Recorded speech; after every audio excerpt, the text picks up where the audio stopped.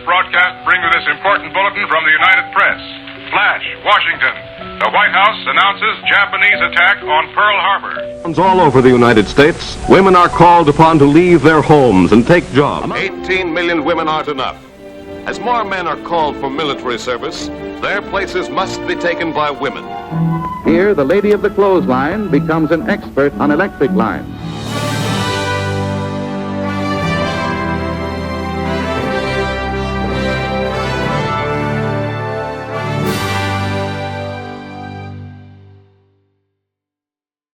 On December 7, 1941, the Japanese Navy conducted a surprise military attack on the United States in Pearl Harbor, Hawaii. The strike lured the U.S. into World War II, with the rates of enlistment going from about 2,000 men in 1938 to over 3 million men in 1942. As women waved goodbye to the men of the country leaving for war, they were faced with an alteration in their responsibilities. An alteration that would not only help the war effort, but also turn into a gateway to equal rights in the workplace. Before World War II began, women had very distinct responsibilities in society. They were viewed as domestic beings, taking care of their homes, their children, and their husbands. Prior to the war, what were your responsibilities? Prior to it? Before you I was a housewife.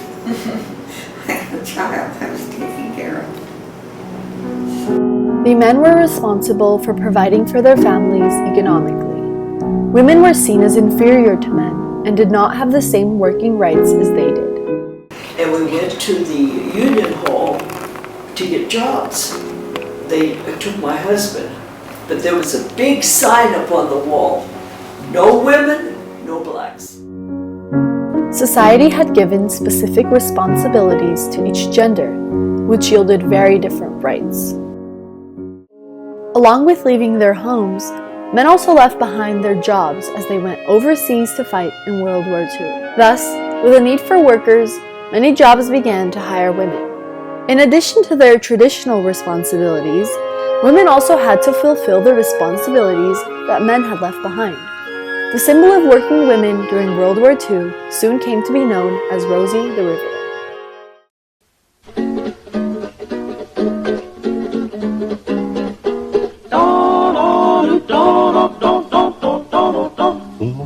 All the day long, whether rain or shine, she's a part of the assembly line. She's making history, working for victory. Rosie, the riveter, keeps the shop. The predominant image of women who worked previously male-dominated jobs was Rosie the Riveter.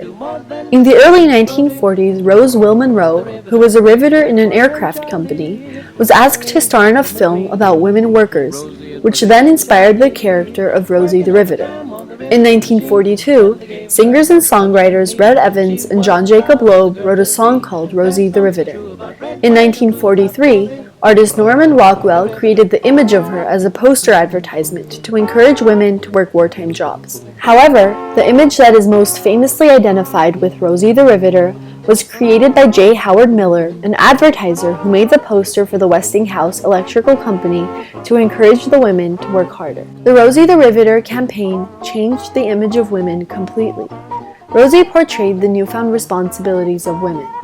Not only were women obligated to fulfill their previous duties, but they also had the responsibility of working in order to keep our soldiers strong and supplied on the battlefield. Poster advertisements, used to recruit women workers, were usually aimed at the common housewife, who would be wary about taking on a job such as riveting. In 1943, I said, I'm going to go to work. If it kills me, I'm going to get a job, because I can't sit here doing nothing. Every time I'd go by a sign, there was Uncle Sam. Your country wants you. They wanted me, so I said, okay, I'm back. Over 20 million women were a part of the Rosie the Riveter workplace revolution and were also a part of various labor unions. Women partook in jobs such as riveting, welding, and working on electric lines. So I walked in the union hall and I said, I want a job. And the man looked at me and he says, do you belong to the union? I says, I don't think so. What do I know about a union? So he says, well, don't worry, you can get the job and join the union right here. So I said, oh, this is great. They need me. There was no signs up then. I said, okay. So he says, you're going to be a welder. Okay, whatever he tells me, I'm going to do. I'm working. I was 22 years old when I came to work. Electrician. I worked here in Richmond at Yard 3, where we're sitting in right now. This is Yard 3.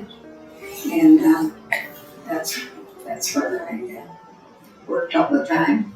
Both of my sisters did too. Though they were not paid nor treated equally, World War II was a stepping stone for women to gain equal rights in the workplace. I have been put in departments where men did their job, but I got women's pay. But if they did our job, they got man pay.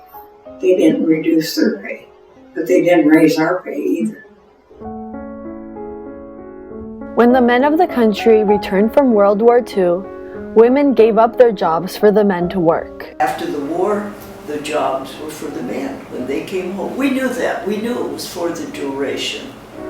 However, many women did not want to give up their jobs completely, and so they took lower-paying, more socially acceptable jobs. Although the men returning from the war was an impediment in their fight for equality in the workplace, women did not give up. In 1963, President John Kennedy formed a commission that would prohibit discrimination against women in the workforce. During the same year, Congress passed the Equal Pay Act, which made it illegal to pay men and women differently for doing the same job. In 1964, the Title VII of the Civil Rights Act established equality of race and sex in the workforce. In 2009, Lilly Ledbetter called attention to the fact that these earlier acts were not being enforced and followed completely, causing President Obama to sign the Lilly Ledbetter Fair Pay Act. It was a big step toward making sure every worker in this country, man or woman, receives equal pay for equal work. A lot has changed since 1942. Perhaps if women didn't take upon new responsibilities during World War II, they may not have gained rights in the workplace until much later on in history. The victory of the U.S. in World War II should not only be accredited to the soldiers fighting in battles, but also the millions of women who held themselves responsible to make the war efforts possible. Because of World War II, women began to shift their responsibilities and gradually gained rights in the working field. After World War II, millions of women were inspired by Rosie the Riveter to stand up for themselves and demand the equal rights that they deserve. It's really opened the door for the women of today. I just think it was a good time that we were privileged to do the work and that what came of it. And women today can do anything they want to. Anything. However, the Rosies' desires have not yet been fully achieved. Although women can work in any field they wish to, this does not mean that they are paid or treated equally.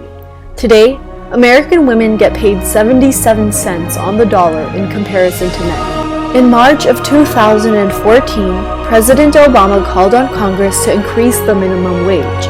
More than half of the people that work minimum wage jobs are women, and President Obama finds that raising the minimum wage will benefit many of them.